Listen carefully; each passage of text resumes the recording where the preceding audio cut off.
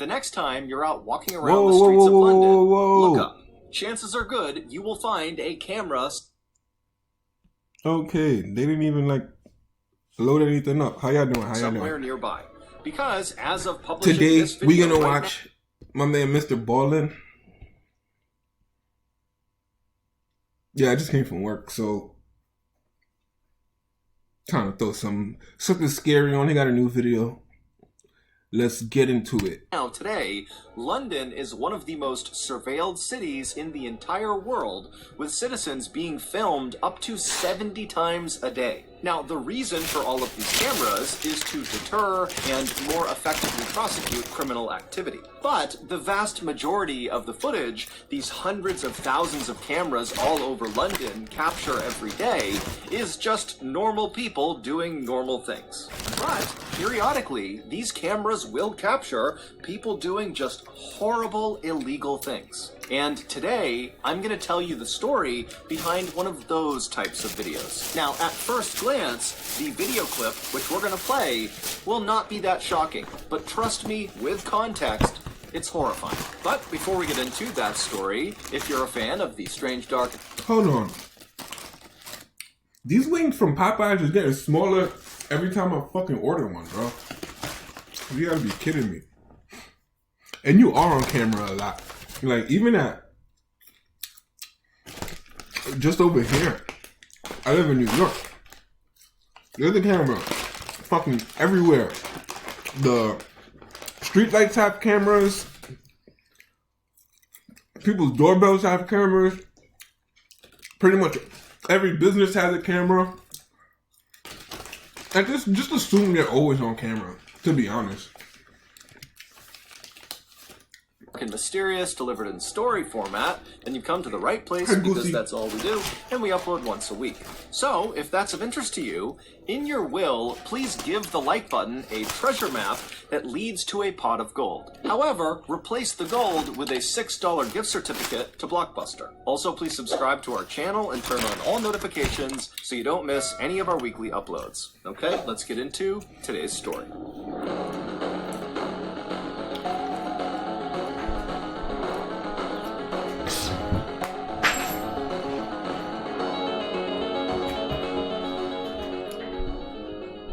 On the morning of Friday, June 11th, 2021, in a suburb in the northwest of London, a man named David Klein woke up to his early morning alarm. David rolled out of bed, got dressed, and he very carefully made his way downstairs to start getting ready for work. As David moved around this old brick house he was in, he was very careful not to make much noise because he didn't want to wake up his roommate, a 67-year-old widow named Deborah.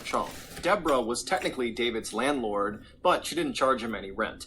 The two had met in church, and when Deborah had learned that David didn't really have a place to live, she had immediately volunteered her house and told David to come live with her for free. David couldn't believe her generosity and immediately took her up on the offer.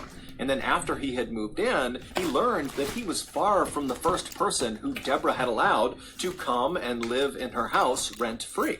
It would turn out Deborah, whose late husband had given her a ton of money in his will, felt like it was her responsibility and her duty to use her ample resources to house people that were kind of down on their luck. She said it was her way of serving God. Also, David got the impression that Deborah just liked having people living with her in her home. It made her happy.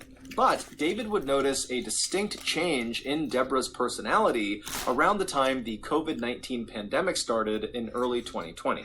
At that time, Deborah, like many other people, was very concerned about this global health crisis and wanted to learn more about what was happening and what could happen in the future. And so the way she did that is she obsessively began going on YouTube and began consuming COVID-19 related content and political content surrounding... Oh my God. I can already see. Let's see if I'm right. But she seems like she could be one of those old parents, maybe, that just goes on Facebook and believes everything that they see on fucking Facebook. Because that's the closest thing to a social media that old people know how to get to. But I digress. We'll see. COVID-19 and the pandemic and lockdowns, but instead of becoming more educated and well-versed on what was happening in the world, Deborah's constant consumption of COVID-19 related content on YouTube really just made her feel incredibly stressed out and anxious. And as David began to see firsthand, Deborah's sudden high levels of anxiety really began wreaking havoc on her life. Years earlier, Deborah was officially diagnosed with paranoid schizophrenia, which is a mental illness that causes bouts of psychosis, which is like losing touch with reality.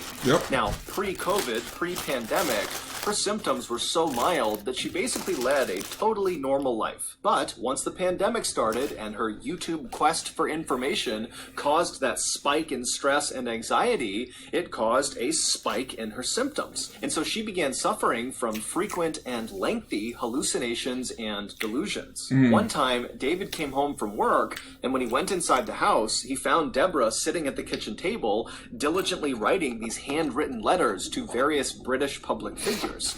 And when David asked her what she was doing, she explained to him that these British public figures were speaking directly to her through the YouTube videos she was watching. And so these handwritten letters were her response letters back to these public figures. In May of 2021, Deborah's hallucinations had gotten so bad that doctors intervened and forcibly injected her with an antipsychotic medication. And while these meds definitely reduced Deborah's symptoms, they also had some pretty negative side effects as well. Namely, they totally curbed her appetite and they made sleeping really challenging. And so pretty quickly, those two side effects combined made Deborah feel really weak and tired basically all the time, to the point where she sometimes needed David to literally hold her up by her arm just to walk down the street. Now, David, of course, had no problem helping Deborah with whatever she wanted. I mean, she had done so much for him, but David had work, and so he was only really available to help her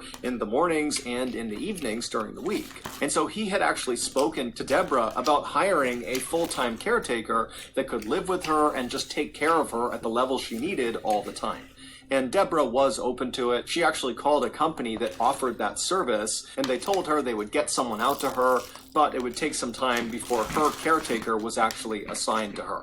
Now, David was really pleased with this development, but he really wished they would speed it up, because again, every time he was away all day at work, he knew Deborah was home by herself, and so he was just so worried something was going to happen to her when he was gone. So after David gathered up all of his things and very quietly made his way from the kitchen to the front door, he paused for a moment and said a silent prayer in his head for Deborah's safety and protection while he was away at work, and then he opened the front door, quietly went outside, shut the door behind him, and headed off to work. A few hours later, David came home from work, he went back inside of the house, and the first thing he did is he called out for Deborah. Deborah! Deborah didn't call back, and the house was very quiet, and so David took off his shoes and walked around the first floor, kind of calling out for Deborah as he walked. But again, there was no answer. I can't even... And so after walking the whole first I don't even know floor what the fuck... I have no idea where this is going to go. Like, usually I could kind of gauge it by what he said before, or what happened before, and you kind of could just like, oh, I see where this is going. I have no idea what this lady is about to fucking do. Because with that misinformation, especially when you're older and you just don't realize how much bullshit is on the internet, things seem real. Like, for an older person, just opening a webpage and reading something, I feel like they just always assume that it's official just because it's written really well. And they're not as savvy on the internet, so they're not as skeptical. They don't just see something and just bypass it. They read fucking everything. Old people read everything, except when it comes to working their phones. When it comes to working their phones, most of the time, everything on your phone is right there. Messages, it literally says messages. Phone call, it's a picture of a phone. I don't know why but get an old person on Facebook, oh, they're reading everything. Every single fucking thing that's there, they're gonna fucking read it. You better fucking believe it. finding her, he yelled one more time really loudly, "Hey, Deborah, are you here?" And after hearing nothing, he pulled out his phone and he called Deborah. And as the phone was ringing, he could hear Deborah's phone ringing upstairs. And so he thought, okay, maybe Deborah is upstairs, she fell asleep, and her phone's just next to her on the bed. And so with David's phone still calling Deborah's phone, David began walking upstairs. And when he got to the top of the stairs, he just followed the sound of Deborah's ringing phone into her bedroom. And when he went in there, Deborah was not in there. Her phone was, though, and so were her glasses. They were both just sitting on the bed. Those were two items that Deborah... So trying not to panic, David called out a... Using my detective brain, I watch so much crime shit. So right there, well, if you guys watch a bunch of crime stuff, you probably gather the same thing that I just did. But if you go somewhere and you go in the house and someone left their keys, phone, it's pretty safe to assume that they were either forced out of the house, probably just forced out of the house. Because even if you were in a rush, you wouldn't leave your keys or a phone, because those are essentials. So, and it's not automatically, but 9 times out of 10, you looking for somebody and all of the important things that they fucking need to like just survive on Earth are there just because they didn't leave willfully, purposefully. But let's see, where's Deborah? Let's find Deborah. A few more times for Deborah, but again, there was no answer, and so after quickly searching her bedroom and not finding her, he searched all the other rooms upstairs, but again, she just was not there. She was not in the house. And so David began calling and texting friends from church and other people that knew Deborah to see if anybody had heard from her or knew where she was. But no one did, and the only people who had recently talked to her said she was totally incoherent, talking about spirits and demons and the destruction of all mankind. And so, believing Deborah must be suffering from a schizophrenic hallucination somewhere out in the city, David picked up his phone again and he called the police. When the police showed up at the house, David filled them in on what was going on, and the police told him, hey, look, we'll go back and review all of the CCTV camera footage taken from outside of your house. We're bound to see footage of Deborah. I just realized the title.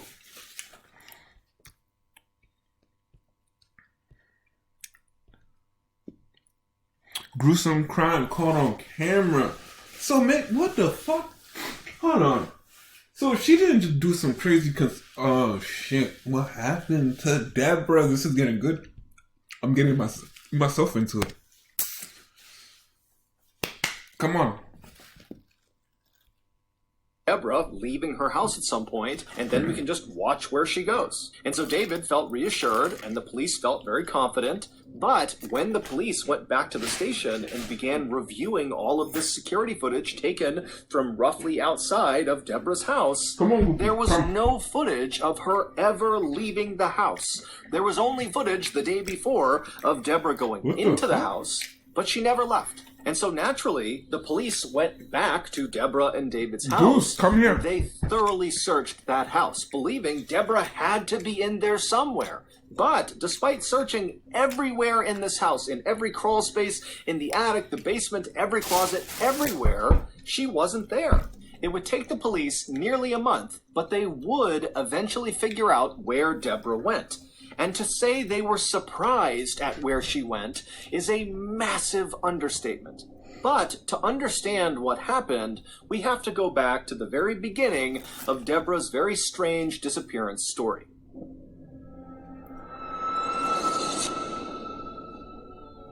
Last weekend, I looked over and I saw old Seagull Lung sitting at his miniature 1999 we could era fast forward G3 iMac, and I couldn't help but notice he was looking a little downtrodden. Guys. And when I saw what he was doing on his iMac, I knew why. He was hitting refresh over and over and over again on his MySpace page, and it wasn't changing the numbers.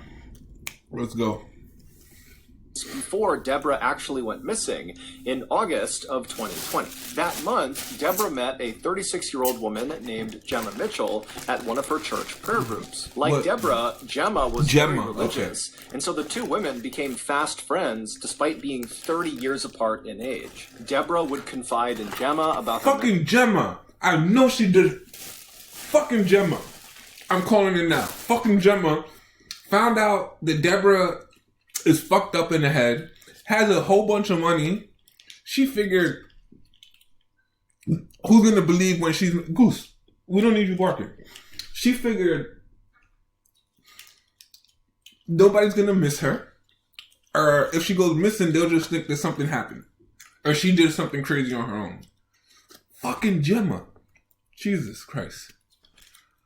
mental health struggles, and Gemma would confide in Deborah about her house/financial troubles. Basically, Gemma, a couple years earlier, had given money to a contractor to fix up her house, but the contractor had taken her money, not done any work, and then run off, basically robbing Gemma. Liar. But Gemma really needed to do these renovations, and so she wound up hiring a second contractor who did begin work, but during this process, Gemma realized she would never be able to recover the money that was stolen from her from the first contractor, and so when she realized she wasn't going to get that money, she knew she would not be able to fully pay the second contractor for his work.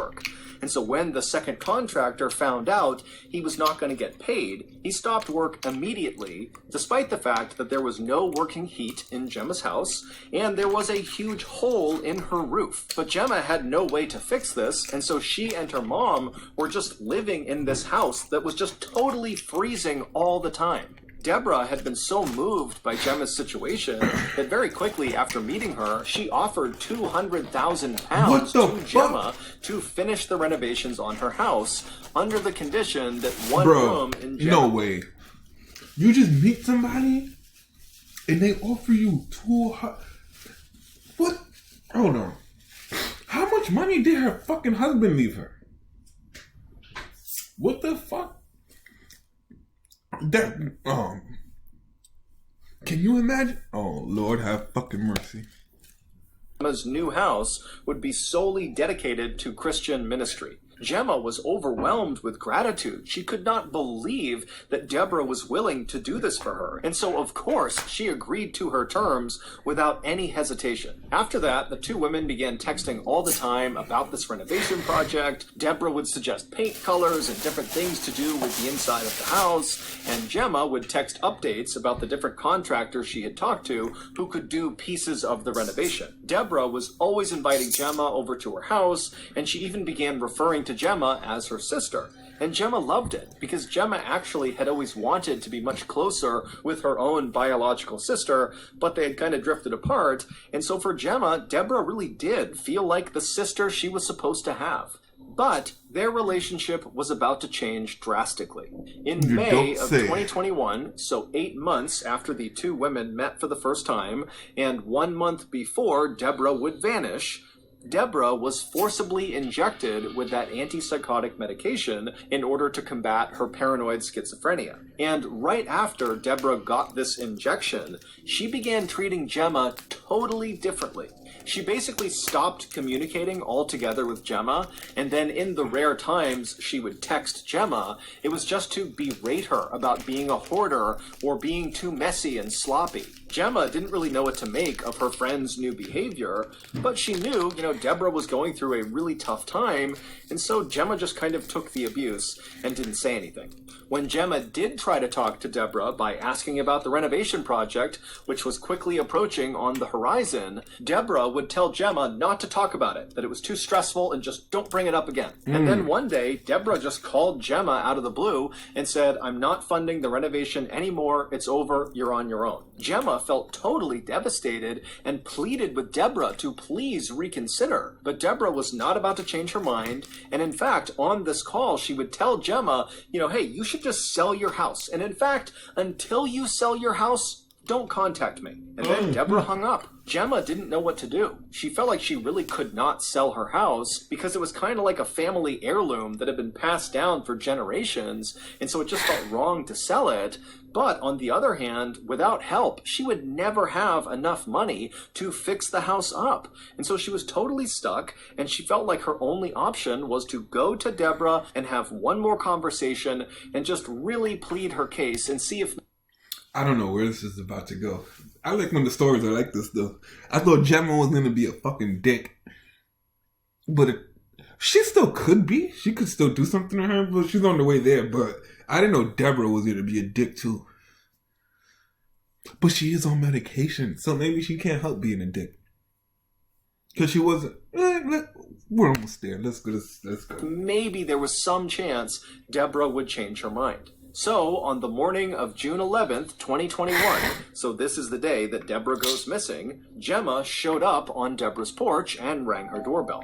She arrived just after David had left for work. A few moments later, Deborah slowly made her way to the door. She opened it up. She saw Gemma out there and asked, what's going on? And Gemma just very politely said, would you please let me come in? And can we just talk one more time about the renovation? And Deborah, who was not very enthused at the idea of having this conversation, said, you know what? Okay, come on in. And so Gemma would go inside, and the two women would go sit down, and they'd exchange some pleasantries.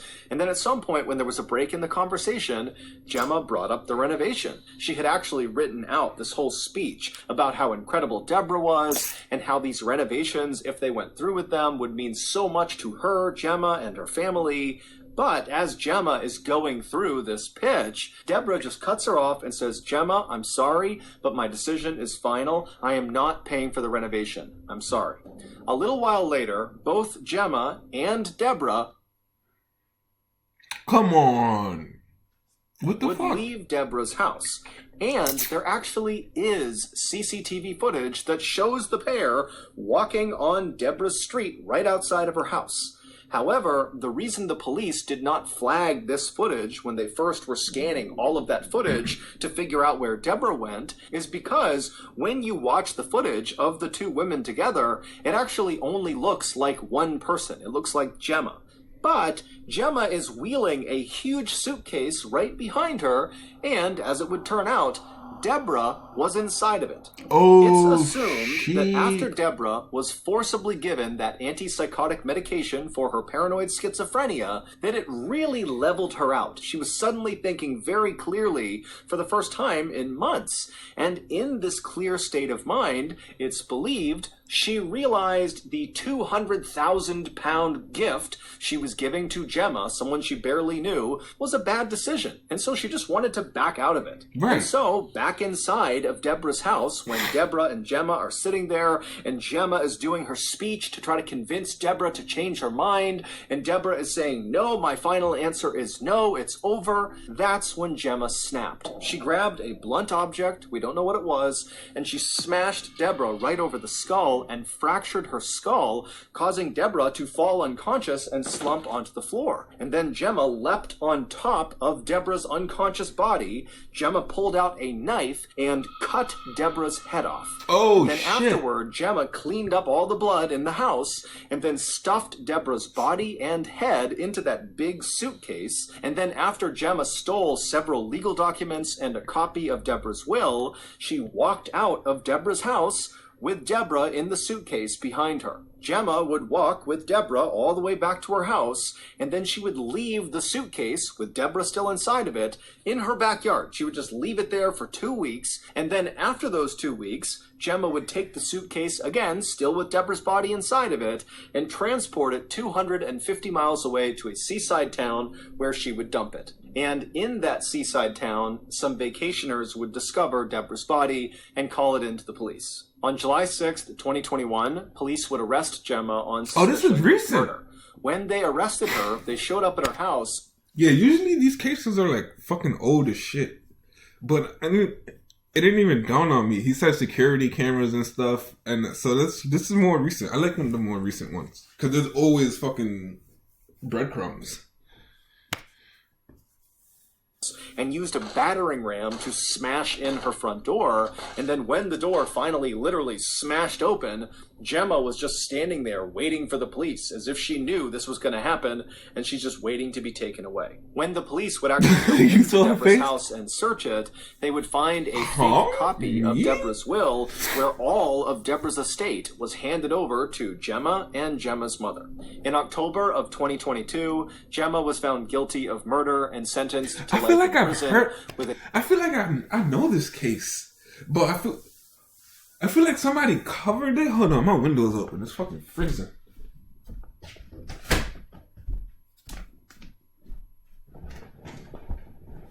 But I feel like somebody covered this. I just can't. I watch so many fucking crime shows. I have no idea, but I'm pretty sure I remember this one. Well, it sounds familiar at least. Once it got to the end. And that footage, I think I saw that footage. A minimum term of the footage of years. them knocking on the door. Gemma insists she did not kill Deborah. Of course she did it. Are you stupid? The stranger wouldn't give her $200,000, $241,000. She cut her off. Why would she kill her? Her fucking house has a hole in the roof. It fucking rains inside her house all the time. Her house, she has an indoor-outdoor house. Why would she? What? Come on, use your brain, people. Why? What did she want to do? So that's going to do it. If you got something out of this episode and you haven't done this already, in your will, give the like button a treasure map to a pot of gold. But replace the gold with a $6 gift certificate to Blockbuster. That's it. Well, that was a good one. That was pretty entertaining. It was pretty entertaining. It was good. Wasn't the best one. Wasn't really scary, but it was good. I liked it. Enjoyed it.